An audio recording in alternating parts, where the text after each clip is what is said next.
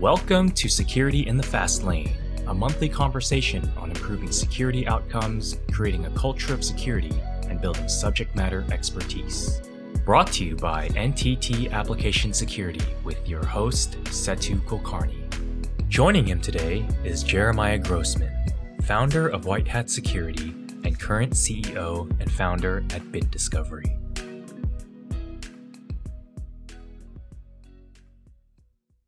Begin quote.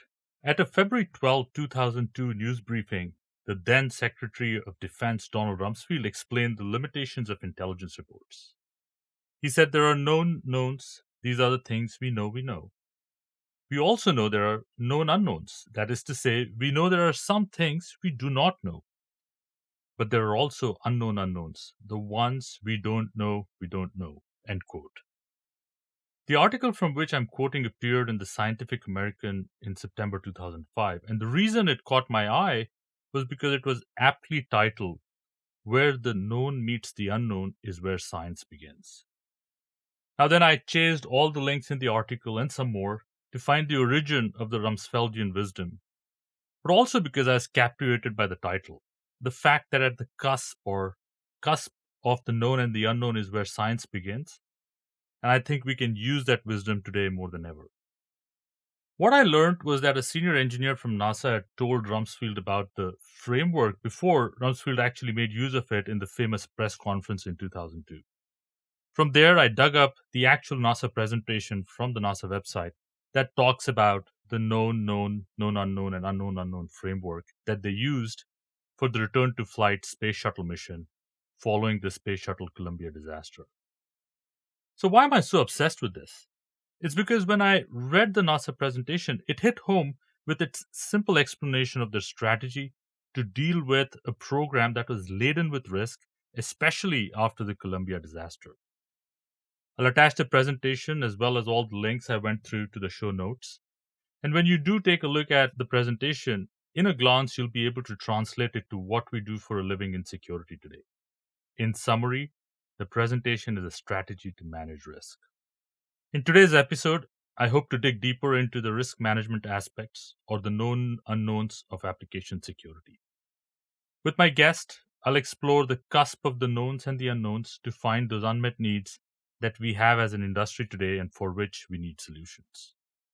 My guest today, Jeremiah Grossman, needs no introduction. Jer identified the need for AppSec some 2 decades ago, then created the space and started WhiteHat Security. I reached out to Jer to get his take on what are the next set of known unknowns for the industry as we know it. Jer, I'm so glad you could make the time today to be here with us. Welcome to the podcast. Setu, good to be with you. Thanks very much for having me. Well, Jer, you're no stranger to our listeners, and I thought I'd ask you about your other passion other than security, which is jiu-jitsu, as a way to ease into today's conversation. Tell me how you got into jiu-jitsu, and really what I want to know is there any intersection of the two passions you have, AppSec and jiu-jitsu, or they're simply two separate things you do? Good question. So I've always been a fan of fighting. I did martial arts my whole life. I was watching the earliest UFCs, the origins of MMA. And one day a friend of mine convinced me to go down to a jiu-jitsu school to learn this new martial art that was taking over. It was, something terribly effective. And I did kickboxing and never did any ground work. So I went took a class, and where the class is set up, you do some warm-ups, you learn a move or two, and then you spar a bit. And the first person that my instructor ever had me spar was a 50-year-old woman that was half my size, twice my age. I thought my instructor was playing a joke on me, and because I'm a big guy, and that I might hurt her, so I'll just take it easy. So we shake hands and we started sparring, and in a half a second, she was on my back like a monkey and strangling me, and I was had to tap out really fast, and I figured that she was just taking advantage of a moment because I was going easy on her, but that wasn't going to happen with me the second time. So we shake hands again and we start training again. And again, same within like a half second, she's on my back strangling me. And I'm having to, tap out quickly or else I pass out. And this proceeded to happen over and over again until I really had no energy, but I could not for the life of me, keep this woman off my back from, choking me unconscious. So it really affected me. I, went out to my car, sat in my car, debated life, and figured out that I have to keep coming back to learn this martial art because it's really, really effective. I mean, if she could do this to me, what could somebody bigger and stronger do? And that started my career in Brazilian Jiu-Jitsu. It had nothing to do with computer security or anything. But what I learned over time is that because it was effective, because Jiu-Jitsu ended up being very honest as a martial art, you can or you can't. The person tapped or they did it. You tapped or you didn't. It was a constant learning exercise, just like information security. And I started talking to my friends about what I was training and, bringing them along to different classes and things. And I kind of started with a new phenomenon in information security. It's like human chess. It's you can really geek out on Brazilian Jiu-Jitsu. It's a sport of leverage, isn't it? The fact that somebody who's diminutive, you said half your size, was able to just flip you over. Obviously, she was able to pivot on and then leverage your weight against you. There's leverage, there's timing, there's positions, there's strategy. The general thesis behind jiu-jitsu is to bring your opponent to the ground where size and weight is nullified a bit because there's less gravity, height. The size of the person is diminished when they're both on the ground, and then very calmly establish positions and to end the fight gently. Really, it sounds brutal, but the most humane way to incapacitate an opponent is through a choke. So it's meant to. The system is designed for weaker opponents to handle, much larger, stronger, untrained enemies. Got it. With that out of the way, maybe next time I meet you, I may have also started or at least would have taken a class in jiu-jitsu now that you've kind of piqued my interest. One of the things that I think a lot about as someone who's spent a long time in product management is the concept of leverage, right? And one of the tools that I've used always is unmet needs. Can I use unmet needs or the knowledge of unmet needs as leverage to influence the product team or influence the market or influence the customers to actually buy into a thesis that we're developing? Now, I know it's one thing to identify unmet needs to build features, but it's a totally different thing to identify unmet needs that create a category. For example, what you did around 2 decades ago with AppSec. Now, why don't you talk to us about some of the unmet needs that you've honed in recently around what I will, for the moment, call risk management? Maybe we'll redefine the concept a little bit, but let's start there, right? What are some of the new unmet needs that you've been honing in the cybersecurity world and working on around risk management? Sure. At first, it probably helps if I explain the high level start of WhiteHat security, which became NTT Application Security, 20 some odd years ago. I was at Yahoo, and this is at the beginning of 2000, like literally, Y2K, and all of the security world was talking antivirus and firewalls. That's what information security was: default deny, firewalls, some patching.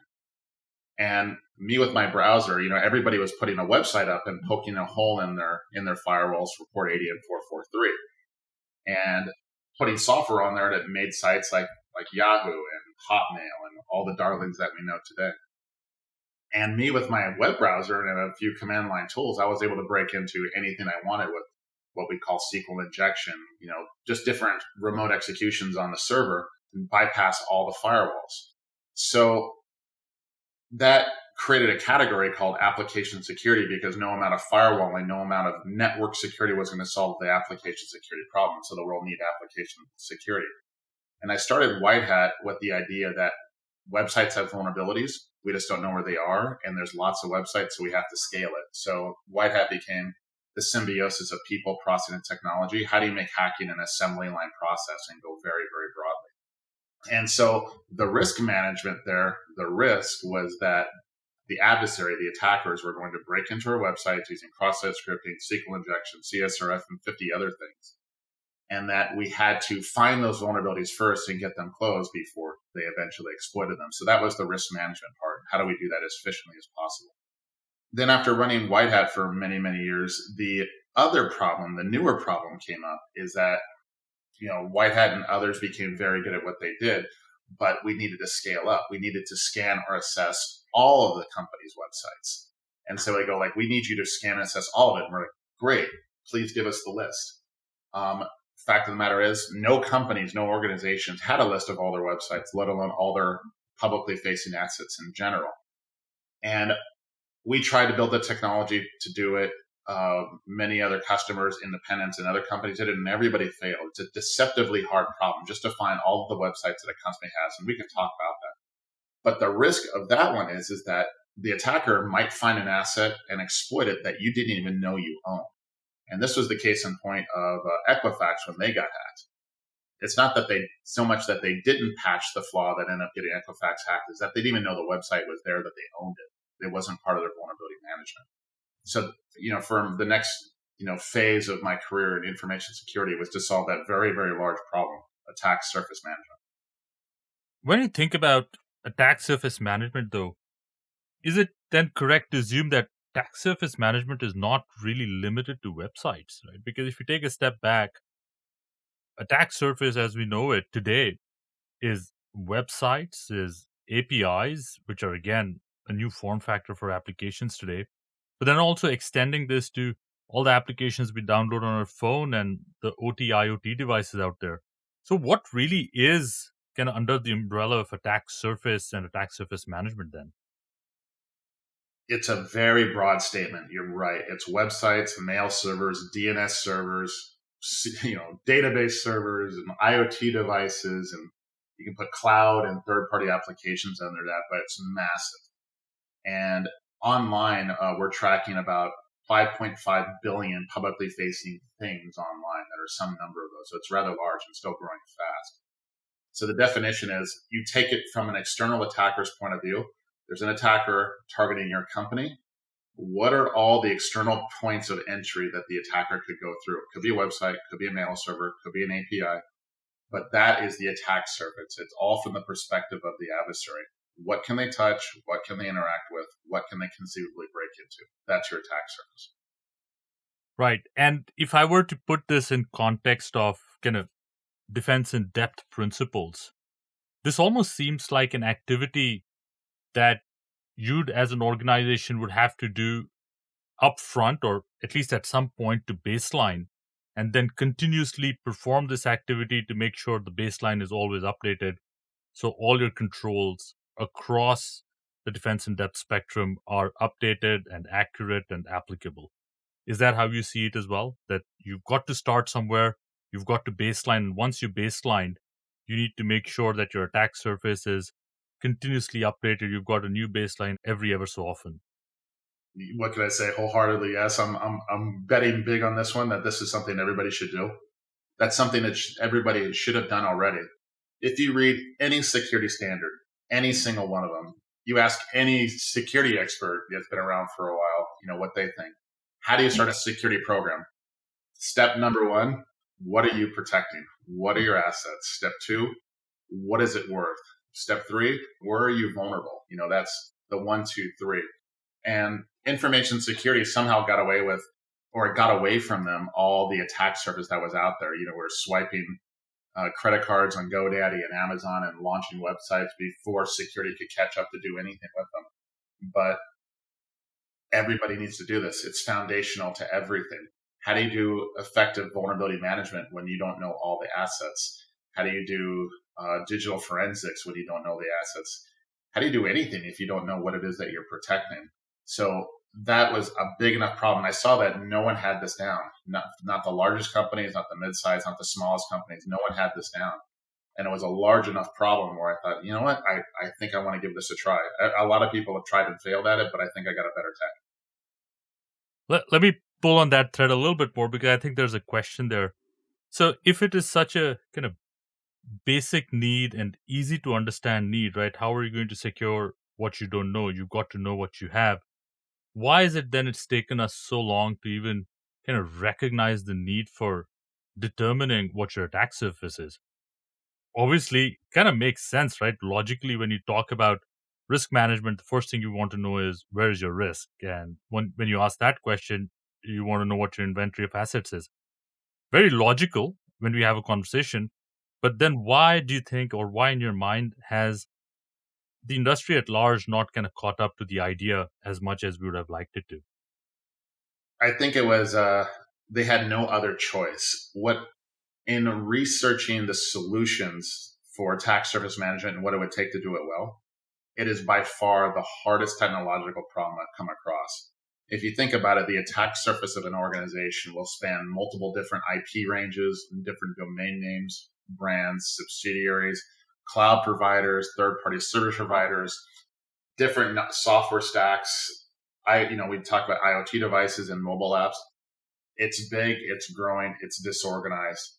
And to find all the assets that organization owns is really just a really hard problem.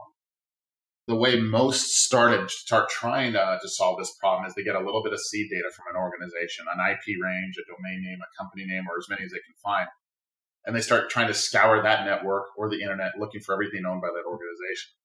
It ends up not working. Tons of false positives, tons of false negatives, horribly slow and impossible to keep up to date.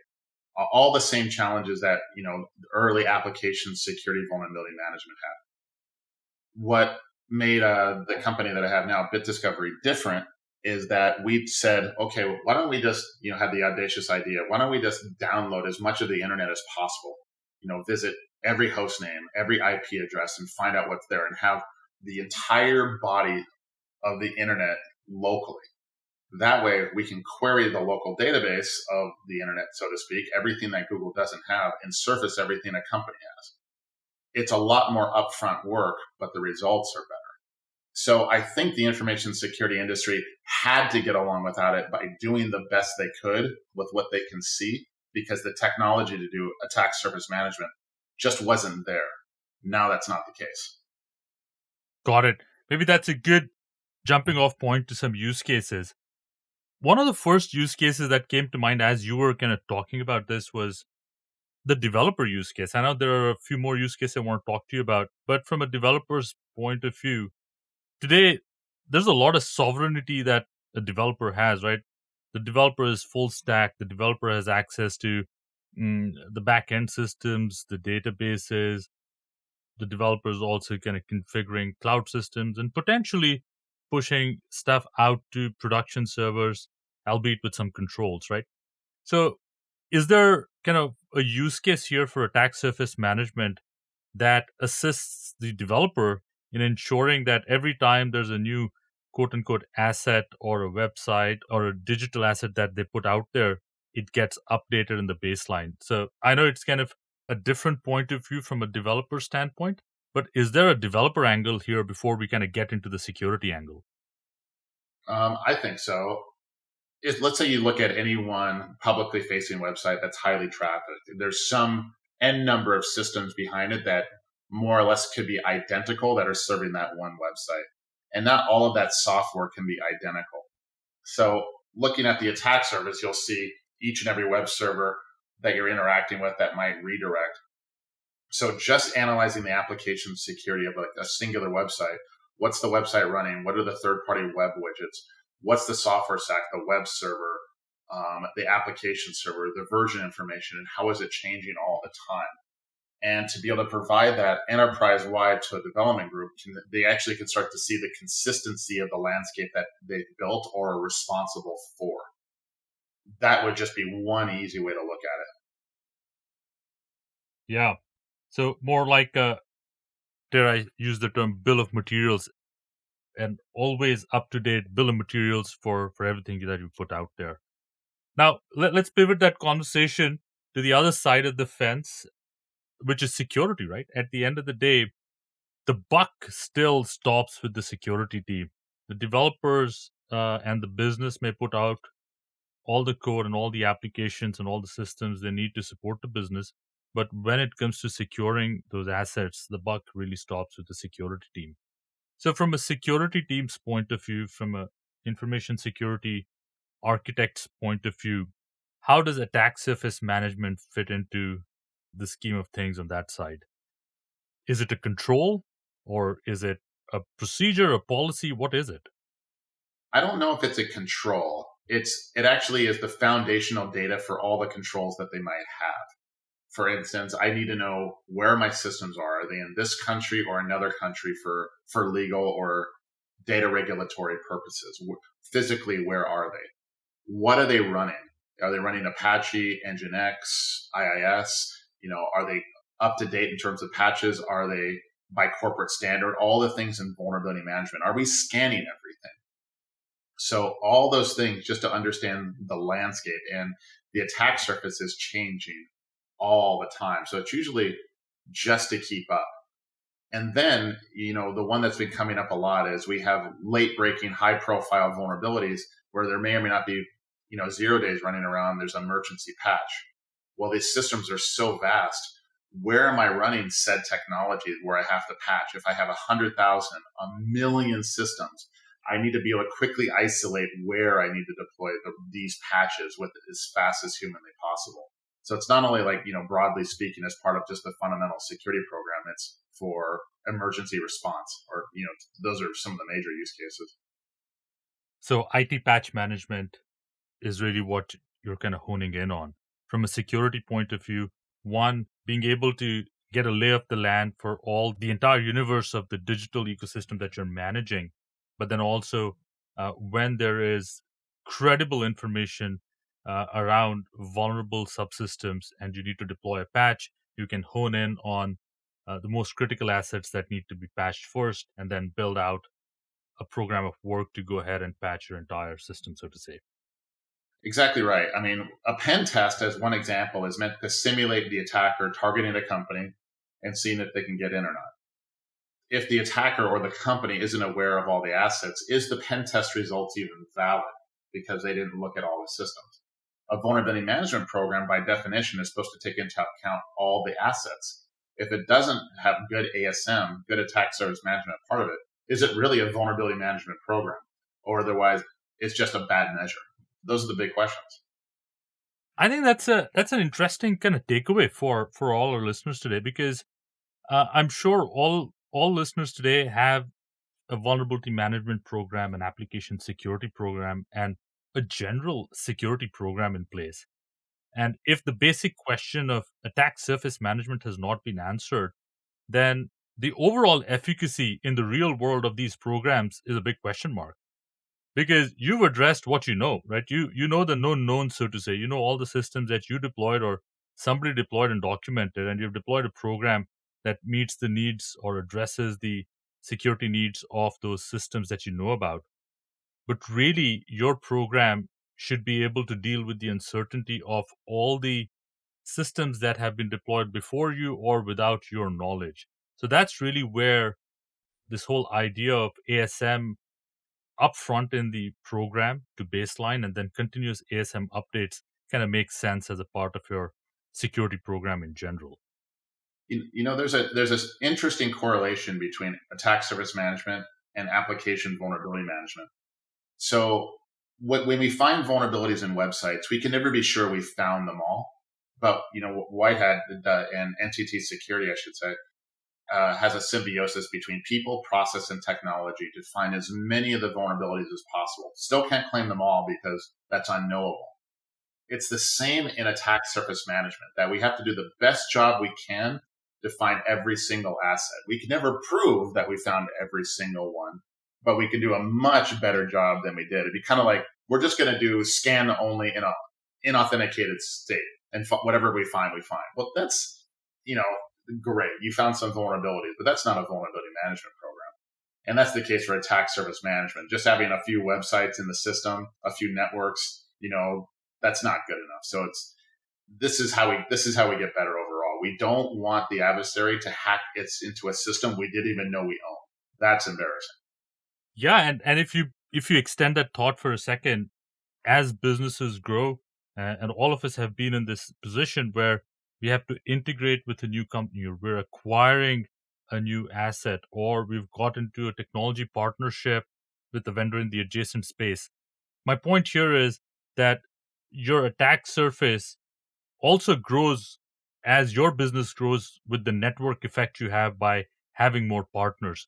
So there's likely a use case here for business partnerships, M&A, so on and so forth, right? Where as your business grows rather inorganically, your attack surface is also growing at the same rate. And having a good ASM strategy will help you always keep an eye on your overall attack surface.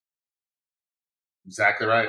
I mean, it should be reported on in every single security report, every standard. What do we own? Did we scan it all? What's it vulnerable to? What's it worth? And that's the other one we've been working on lately is that, we see a fair bit, I'm sure you do too, a fair bit of malinvestment in security where we spend too much or too little protecting certain assets. That stands to reason where we've never put a price tag on any one of our digital assets. In fact, there's no accounting standard for what an asset is worth.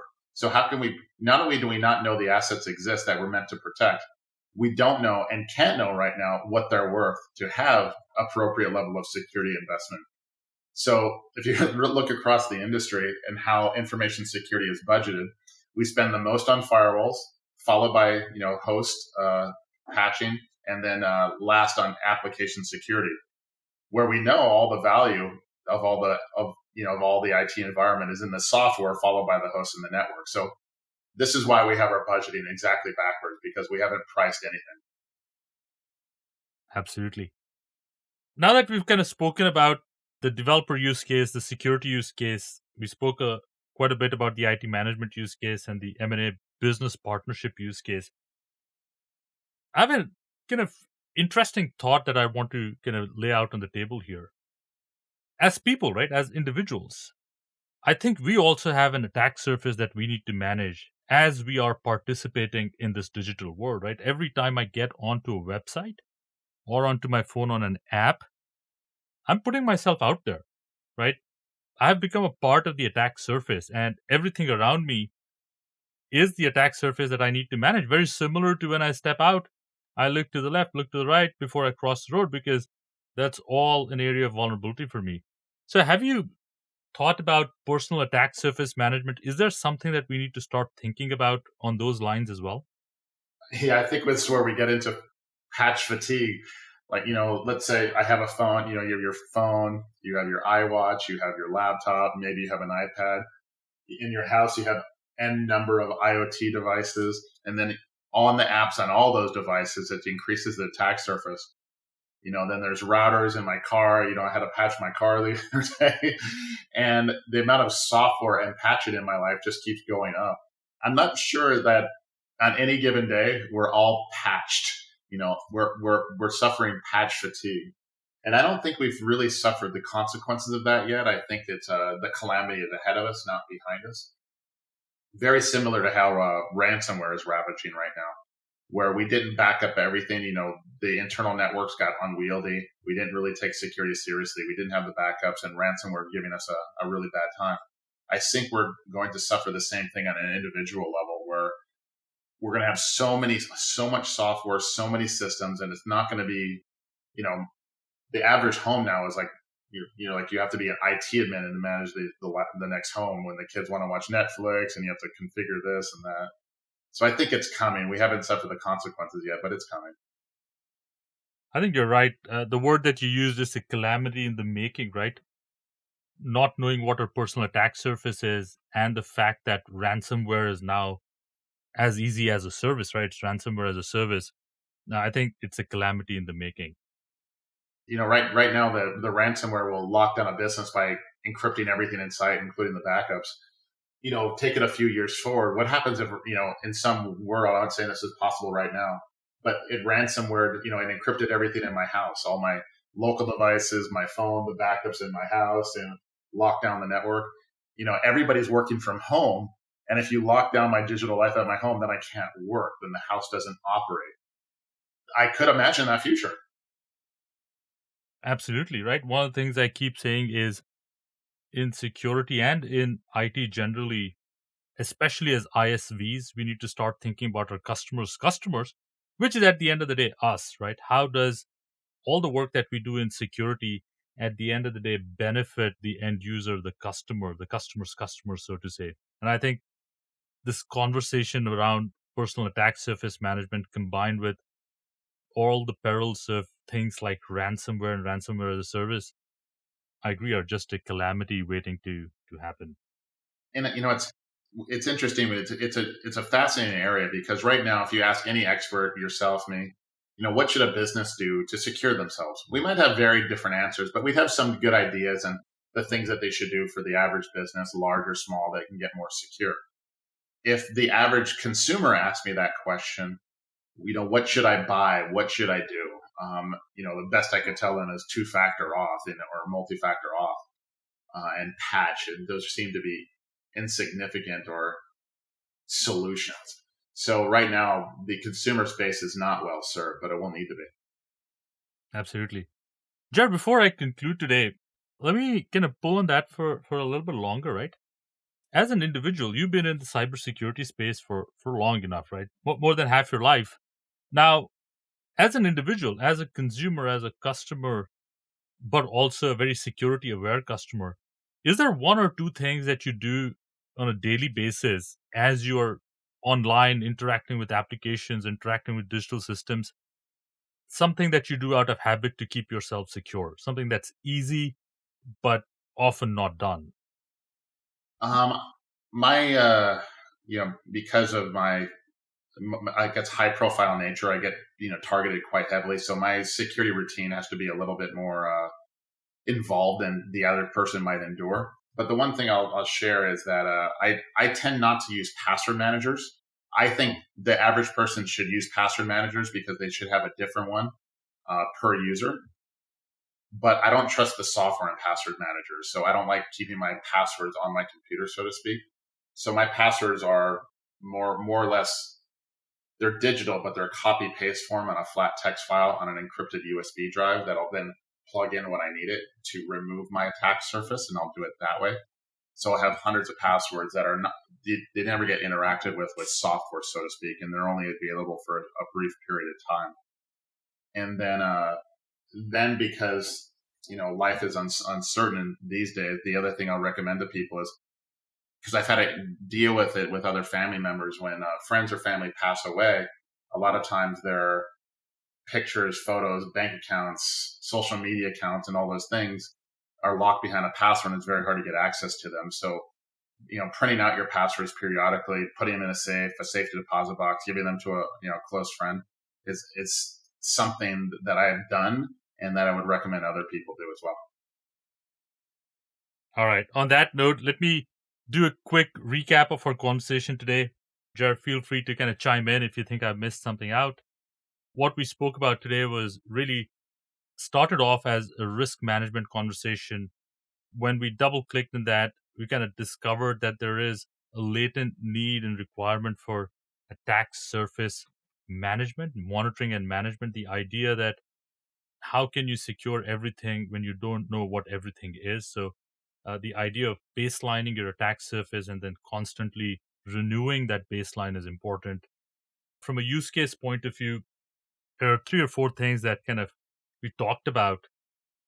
From a developer's point of view, obviously developers are using a lot of reusable code, but they're also writing new intellectual property. But at the end of the day, as applications and systems go out into the big bad world, you need to know what the bill of materials or the constantly evolving bill of materials for your application is or your digital system is. That's again an area where ASM can be very handy and nifty. Obviously, from a security practitioner's point of view, you need to have all the data about all the assets that are under your management, so to say, from a security point of view, known to you. And ASM is a nifty way to get a baseline of all the data about your assets. A follow-on use case that we spoke about was IT patch management. The idea that once you have knowledge of the need for patching, if you had all the assets, you could do some smart filtering, identify your most critical assets, and then build a program to actually address your entire attack surface. But actually prioritizing patch management is quite a useful use case. And finally, we touched upon the other end of the spectrum where M&A, business partnerships, you need to know what your kind of networked attack surface is based on the partnerships you've created or the acquisitions you've made. Anything you'd like to add, Jared? Do you think that was a good summary of what we discussed today? That was a great summary. I think the only other use case that we didn't really touch on is mergers and acquisitions. Big companies buy smaller companies all the time. And a lot of times the last in the line to know is security when an acquisition is made. So that's a use case we've been seeing a lot is my company buys companies monthly, but I want to know what we bought and what risk we're taking on immediately. So it's not just looking at yourself, it's looking at the attack surface of others because their security will be yours. Absolutely. I mean, in that use case, ASM should actually be one of the things that the intermediaries and the bankers should insist on. I think they should. They just never had access to the tool before. They didn't know they could, those things were knowable. So we have to teach them that the technology now exists. Absolutely. Jer, on that note, thank you so much for making time for us and for this podcast. Always a pleasure sitting down and talking with you. And a final word of thanks to my producers, Lauren and Herman. You guys make this so easy to do. Thank you, everyone. Thank you for listening to Security in the Fast Lane, brought to you by NTT Application Security. To learn more, visit us on the web at www.whitehatsec.com.